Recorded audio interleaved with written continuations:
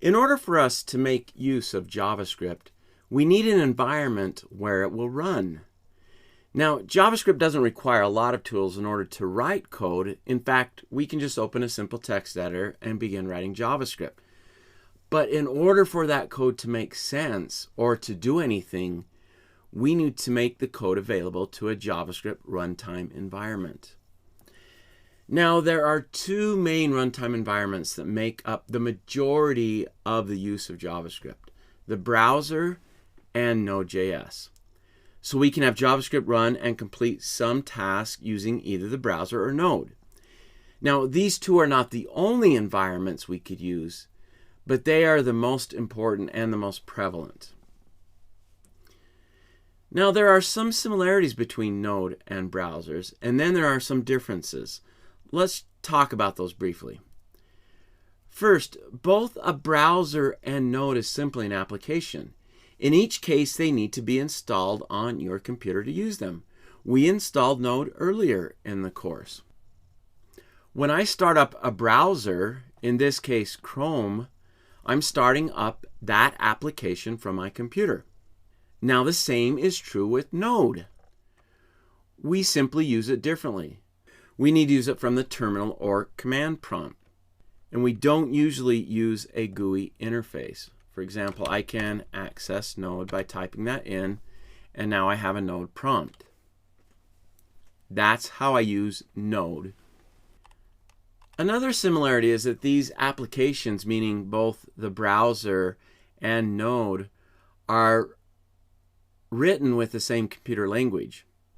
Now, in the case of Chrome, and most browsers for that fact, the core of that application is written in C++. The GUI is usually a different language, but the core is C++. Now, the core of Node.js is also written in C++ with some JavaScript code that acts as a wrapper for some of the commands we use. So the code those two applications are written in, the browser and Node, is very similar, but that is not what makes it possible for us to use JavaScript in each of those environments.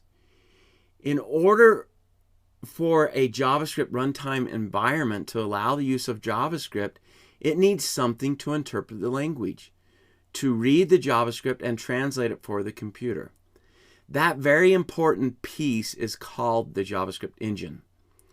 Both a browser and Node require a JavaScript engine in order to use JavaScript. Now, the JavaScript engine is just a piece of the entire application. There are a lot of other pieces to a browser, and there are a lot of other pieces to Node.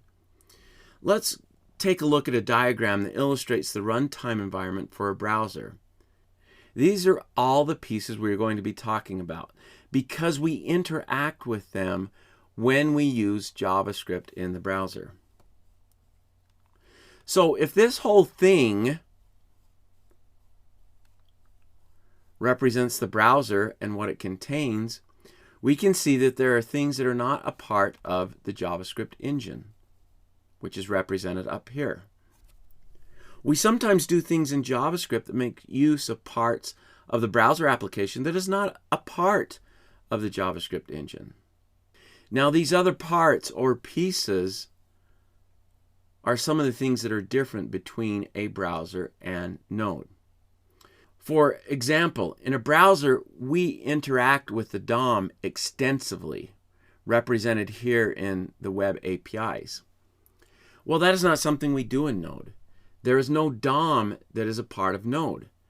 However, Node makes it possible to do other types of tasks that are required on the server, such as write a file to a hard drive or start a server. Those are things that we can't do in a browser. So there are some differences. Let's take a look at another difference really quick. So here in a browser, if I open up the console, I can display window, and that displays the window object. This is the global environment that we're writing code in when we're writing JavaScript, is inside of the window. And there is a lot associated with the window, which we can make use of. Now, Node doesn't have a window. If we type window here, uncaught reference error, window is not defined. However, we can type global, and we do get information about global. And this would be the equivalent to window on the browser side. Now, of course, there are going to be similarities. For example, you can see set timeout here within global. Set timeout is available in the browser as well. You can see it's not in the JavaScript engine. It's actually part of the web API.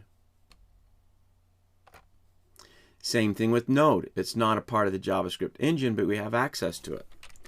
And we can do something like console.log here in Node, just like we can do in a browser.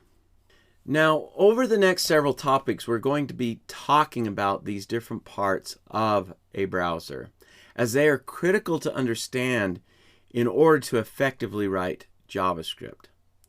Node also has additional parts, but we will focus mostly on the browser. First off, we're going to talk about the JavaScript engine.